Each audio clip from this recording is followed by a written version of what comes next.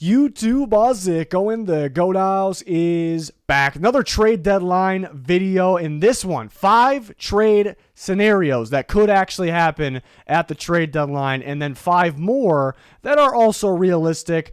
Maybe more we're hoping them happen. They make a lot of sense. Maybe not as likely as the first 5. And then we got one more that might be a little unrealistic, but it's very intriguing to think about. So we have 11 trade scenarios in this video. With quite a few of them that could happen, that could actually happen here. We have recent trade deadline videos on the channel, more to come, but the trade deadline is right around the corner.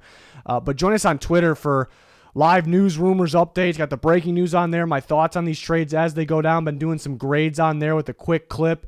And then some graphics with the grades on them. So check us out on Twitter. It's on your screen. Link pinned in the comments as well. There's a link down there as well with our sponsors, GLD Shop, Liquid IV, code GOAT on both. I'm rocking the Tampa Bay Buccaneers chain from the GLD Shop. Tough loss last night for them. Could they surprisingly be sellers at the deadline? Very interesting. Here's our Twitter. Link down below. Absolute must follow. Keeping you guys updated on everything. Super followers, bonus content. So the first one. So first 5 are very realistic. Some of these can definitely happen. And I put together some scenarios here. But Bradley Chubb to the Cardinals, we talked about him yesterday, possibly going to the Rams. I definitely think that's very possible. Maybe the most likely landing spot. We know the Rams are after a pass rusher. I wanted to mention the Cardinals, though, because I also think they are a very good, realistic landing spot for Bradley Chubb. I guess the questions are, do the Broncos actually want to trade Bradley Chubb? Will they be sellers? If they lose, they might. That doesn't guarantee they trade Chubb, even if they're sellers. But so we're all watching the Broncos this weekend, I guess. But then do the Cardinals, another question, do the Cardinals think they need a pass rusher? They absolutely should. We don't know if they're after a pass rusher right now, but there's a lot of reasons Bradley Chubb to the Cardinals makes a lot of sense because they definitely do need a pass rusher, need a guy for the future. Bradley Chubb's a good fit. Vance Joseph's there coaching the Cardinals. He coached with the Broncos. Chubb was good under him. They also, another interesting one, well, they have cap space next year too in the future to extend him. Interesting one. Did they let Chandler Jones walk because they were kind of looking ahead? They don't want to extend Chandler Jones long term because he's getting older, looking ahead. A guy like Chubb, who we know fits with Vance Joseph, is available. Maybe they weren't really thinking that specific, but I think it's possible. Big question is, will the Broncos get a first-round pick in return? I think it's very possible. I'm not ruling it out. I would not be surprised if the trade happened and it was a first-round pick. If I did the Rams scenario, I probably would have done a 2024 first for Bradley Chubb, and that's kind of it. Maybe another day 3 pick in there, possibly, since that first is a future one, and there's no picks in 2023. But for the Cardinals here, we don't really know exactly where they'll be picking. It's kind of up in the air. I know they'll probably be confident, but, factor in Bradley Chubb's going to be a free agent, so you could just have him for a rental, trade a first-round pick for him, and then lose him. That's tough. Or, he's going to be a free agent. Do you trade a first-round pick for a guy in half a year that you can just get without trading a pick in free agency? So that is why I'd be a little hesitant, and maybe some teams would as well, to trade that first-round pick. But he's still extremely valuable, young, a lot of upside, good player. So I had 2 seconds and a third going to Denver.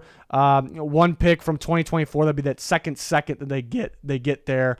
But the Cardinals might be a little hesitant to trade that first. They very well could do it, though. I think the Rams, if it's the Rams, watch out for that 2024 first, maybe. The Seahawks, like the Seahawks a lot as well. They have ammo to work with. They can even, do 2 seconds like this, or even do 2 seconds this year because they're loaded with picks.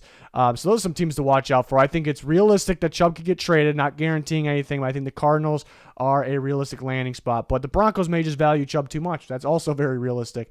Next one, I've been on this for a bit. I also mentioned, throughout these videos, I like the Eagles for Kareem Hunt, the Bills, teams like that. But I really like the Rams. We know the Rams are after a running back. They're in on McCaffrey. Similar style, in terms of McCaffrey is like equally as good running and catching downfield out of the backfield. Kareem Hunt's kind of like that as well. Not as good as McCaffrey, obviously, but very talented. So the Rams they definitely should be after a guy like that. And it's been put out there, the Browns are willing to part with them for a 4th-round pick. Problem, Rams don't have a 4th-round pick this year.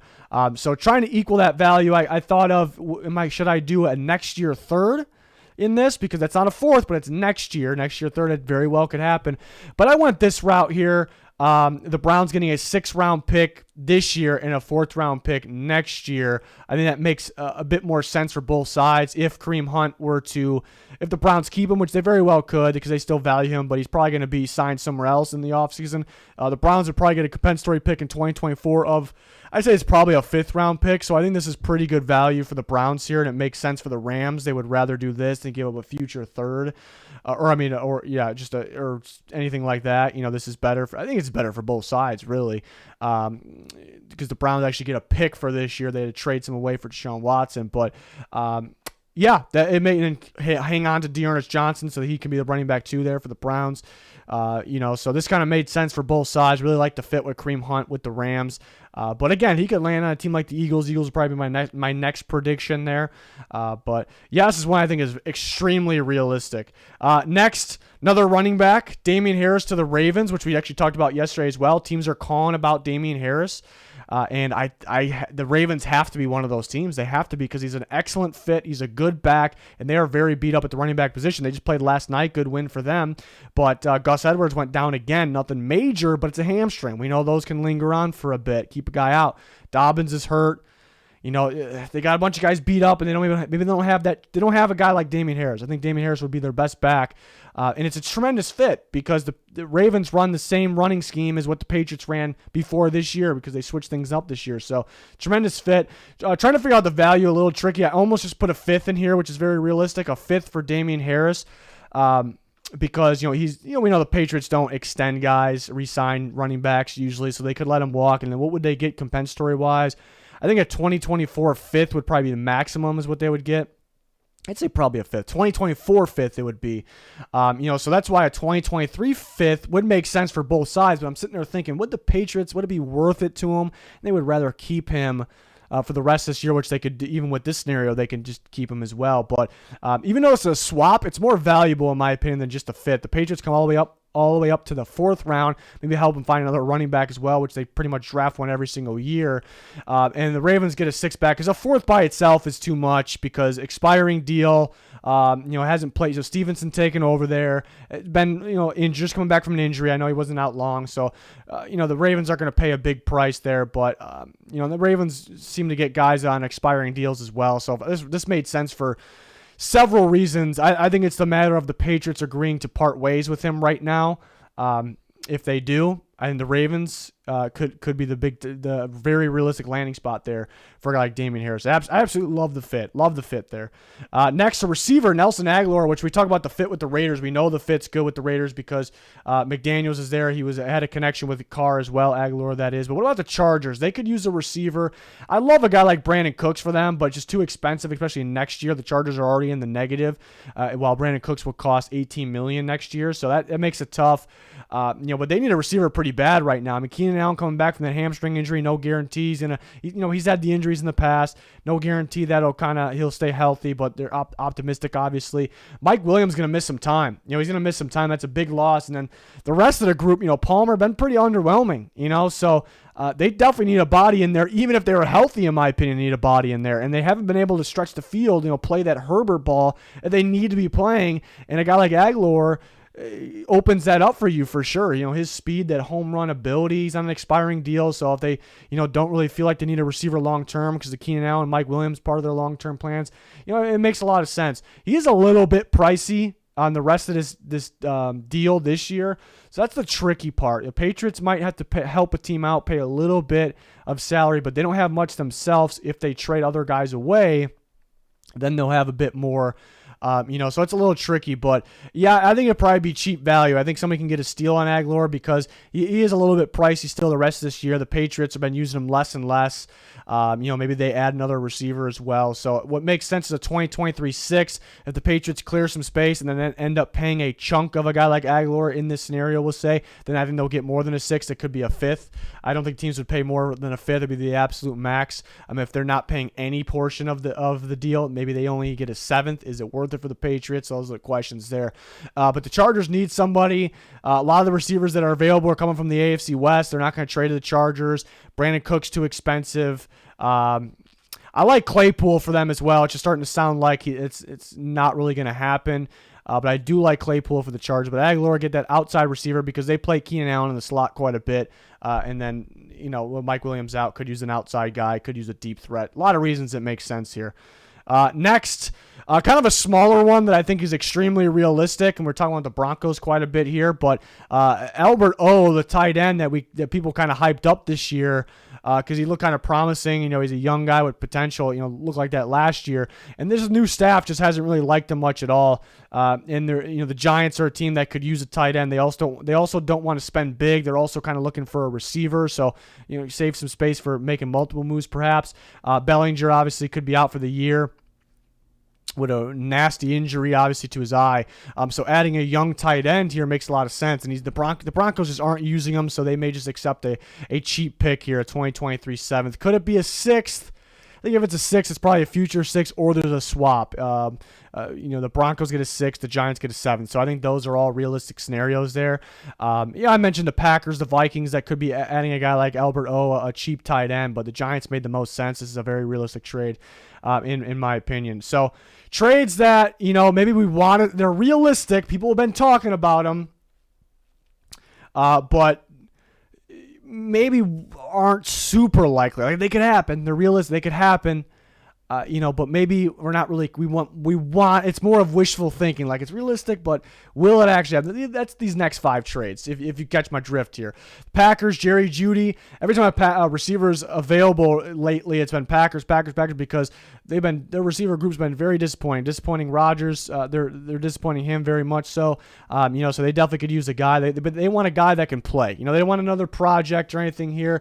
So going to get a guy like Jerry Jeudy who can get that separation, who can play in the slot. Randall Cobb getting injured, who was a slot guy, that's massive. So get a guy that can play in the slot, that also can play outside as well. So that's why a guy like Claypool makes a lot of sense. I almost put Claypool in the scenario, but I think we've talked about my love for the fit of Claypool with the Packers enough. I think Judy's another good option. Kendrick Bourne is maybe another option that's not maybe as appealing. Or another one, AJ Green, a guy that can play out, won't play in the slot, play outside. But people, everyone wants Jerry Jeudy because they love the upside there. But at the same time, I can kind of argue against it because the Packers want that sure thing guy, a guy that's going to plug and play, help them right away.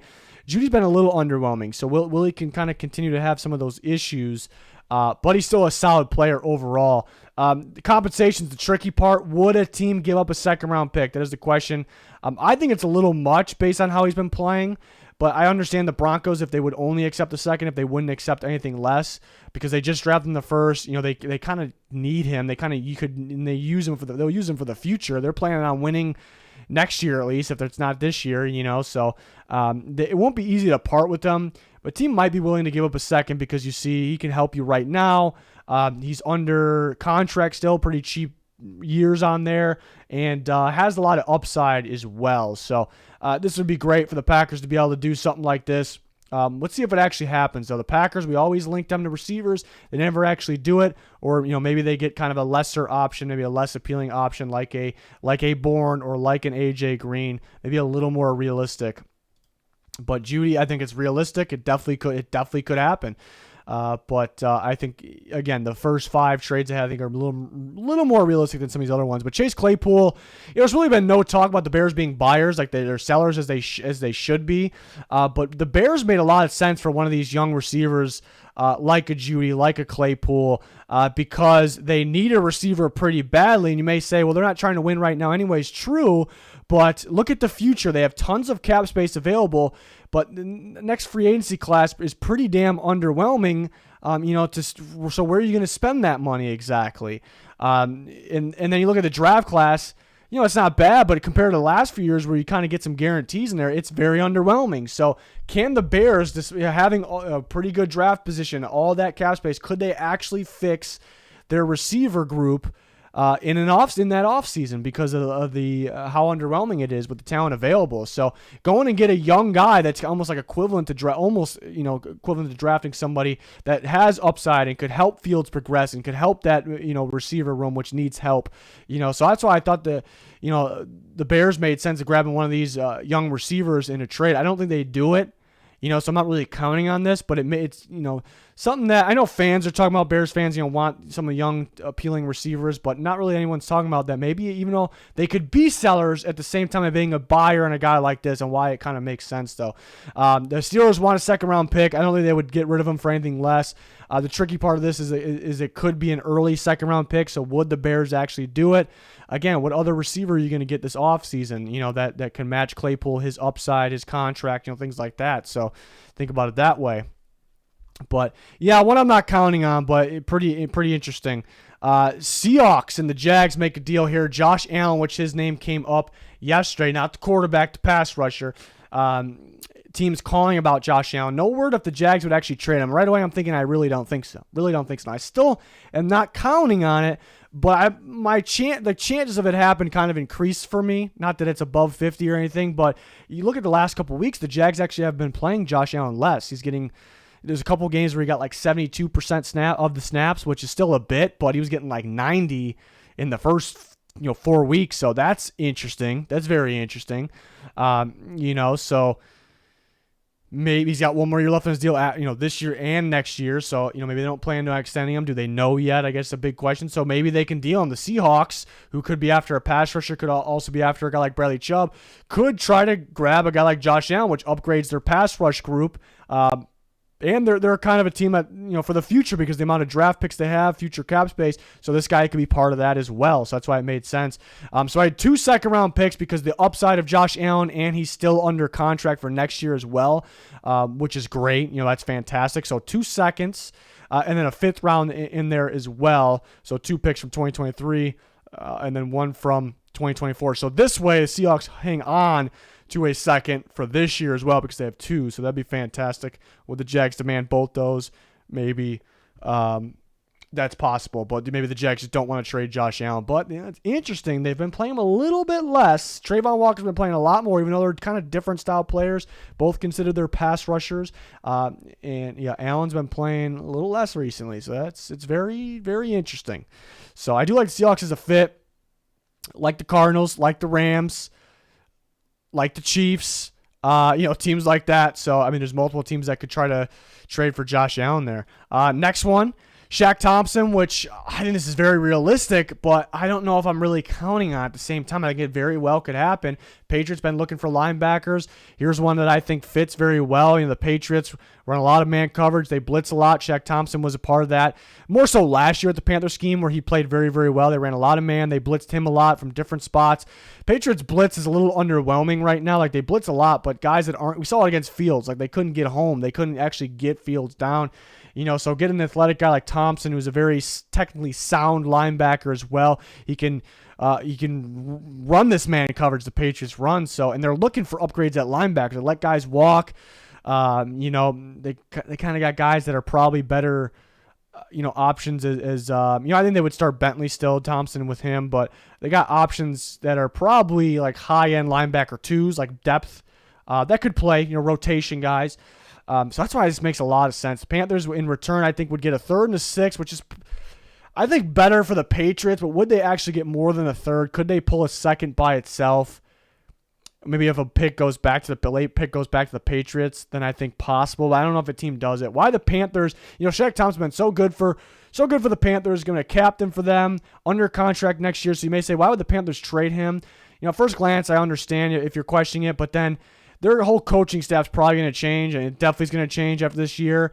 And, the scheme's probably going to change. Shaq Thompson kind of fit that specific scheme. He fit it better last year, actually, than this year, because they're trying to run a little more zone this year. So we see linebackers all the time just not fit when schemes changes, when new coaches come in, new staffs come in. So move on from him, clear that space, kind of in that rebuild mode anyways. Will even fit next year. So it makes sense to just get some picks here. A pretty good one with a 3rd round pick. He's a very talented player here. So I thought this one made some sense. It's kind of one I really want to happen, whether it's Thompson going to, because it makes sense for both sides with the Patriots. I really like the fit of the Cowboys. I keep mentioning it. I just really don't see it happening. The Commanders. it's one I'm really, like, I think it's realistic. I really want to happen, but am I going to sit here and say there's a 50% chance or more that's going to happen? I can't really say that, but it's probably not too far underneath that. And then Last one of we got one more after this, but this is the last one of the ones where it's like kind of realistic, but we want to happen more so than it will actually happen. Brandon Cooks to the Ravens, and why I want it to happen is the Ravens finally go out and get a proven receiver. They've been so stubborn with that. Cooks is a fit. They're always looking for those speed receivers there. They get a major up. This is like by far their best receiver. It's not even freaking close. So it just makes a lot of sense for that reason. And there's people getting linked with Brandon Cooks, but people are forgetting that he has an $18 million base salary next year, so not too many teams can afford him. Of course, cap space can be moved around, but not too many teams can afford him. The Ravens have a lot of cap space next year. Now, the Ravens, again, they're stubborn. They are stubborn to go out and actually make this move. They've never really went out and made this move in the past, so will they do it now? Do they want to start valuing receiver and spend a lot of money there? Because $18 million base salary next year is kind of a lot, but it's really only 1 year. He's under contract the year after that. It's not as expensive, though, and they can get out of it on top of it. So maybe they finally pull the trigger here and do this. It makes sense for the fit to finally getting better, and they have the space next year and plenty extra as well. They do have to sign Lamar, but of course they can backload that. Maybe they're a little worried about that, though, so maybe they don't want to make any big money moves right now. It's understandable, but it's kind of one of those ones that's realistic because Cooks is on the block, maybe, and the Ravens need a receiver. At least they should think they need a receiver. They have the cap space next year, so all those reasons it's kind of realistic here. Second round pick going to the Texans, and I've heard they've been asking for a second, and teams think it's too much. But you got teams like the Steelers asking for a second for Claypool, and then you got the Broncos. I don't know if they would accept. They'd probably accept less than a second, but it'd probably be like a third and a fifth. It's a maybe. But Cook's a more polished veteran, obviously up there in age, doesn't have the potential those guys have, but you're going to get somebody better right away. So you think he has to go for a second for the Texans to get rid of him. Maybe a third plus something else. Be a pretty good deal for the team that got him, I'd say. But again, maybe those teams are right that they don't want to give up a second because, yeah, it is a little risky. The more I think about it, I think I think the Texans would need a second, but he's been a little underwhelming this year. I know quarterback plays a little limited, but Mills isn't afraid to sling it. So where's Cooks at? Why isn't he more productive? So it's a little bit risky there, I suppose. So maybe a second is a little rich, and would the Texans part with them for less than that? So that's kind of what I'm thinking there. Will the Ravens finally make that move? And the last one's kind of for fun. Tom Brady to the Niners. Here's what I came up with, but I mean, it's not out of the blue here. It's not out of left field. It's the Buccaneers lose yesterday, another loss. They're really struggling right now. It's just not working. Tom Brady doesn't have time to throw. They don't have a running game going to help open up things. The Buccaneers are really struggling. They need more pieces in there. Brady's not part of the future anyways. They have a lot of money tied up from backloading contracts, void deals, restructures. They could use some more picks to get better prepared for the future. It's going to be without Tom Brady, it's going to be really bad unless they do some better, planning for the future. They're losing right now. I already mentioned that, but could they be sellers? Could they, Shaq Barrett went down yesterday as well, so they're even less likely to win anything major this year. So could they be sellers? And you can get something very good for Tom Brady, even though it's his last. That's the other intriguing thing, which we can debate about. What would they, if they actually would trade him, what would they get? And that's what I was debating with myself. Like at first I was like, first round pick for a guy that's got half a year left and is maybe retiring. It seems a bit much, but where the Bucs can play it is like, we don't have to trade this guy. He's the best of all time. You have a good shot at winning the Super Bowl if you get him. So maybe they would have to demand a first. Plus with the 49ers, who are like maybe the only team I can see doing this, just would be willing to bring a guy in there and start him over the guy you have right now who's decent, whether you like Garoppolo or not, he's decent. And then Brady with that Niners talented roster would do some good damage. Like it'd be worth it for the 49ers. And they don't have a first round pick this year.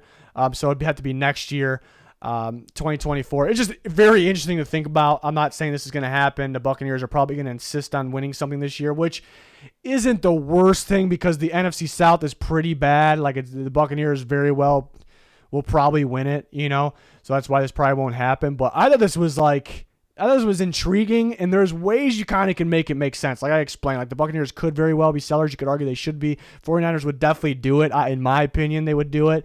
If for some weird reason, the talks actually started happening, and then they would do it. So that's just a bonus one I threw in here. I thought that was I think it's just an intriguing one, an interesting one just to think about. You know, what if the Buccaneers became sellers, and this would be the craziest trade in NFL history? Like, what would they actually get for him? You know, for reasons I explained, it could be the first, could be a second, and it could be a guy retiring in half a year though. So that's why it's wild. So yeah, let me know your thoughts on these scenarios. Let me know if you got any scenarios. We're always interacting, talking with you guys on Twitter. We'll have more trade deadline videos up to the last second of the deadline. We have other ones. We had a big one yesterday. We had like 27 trade candidates and their best landing spot in that video. So check that out. There's another recent video where we had Kadarius Toney going to the Chiefs. So check all those out. We also have weekly picks, score predictions, power rankings, more. So join us, like, subscribe, to notifications on. Follow us on Twitter. Links pinned in the comments for that. Anything else you're looking for, it's going to do it. Thanks for watching. Goodbye.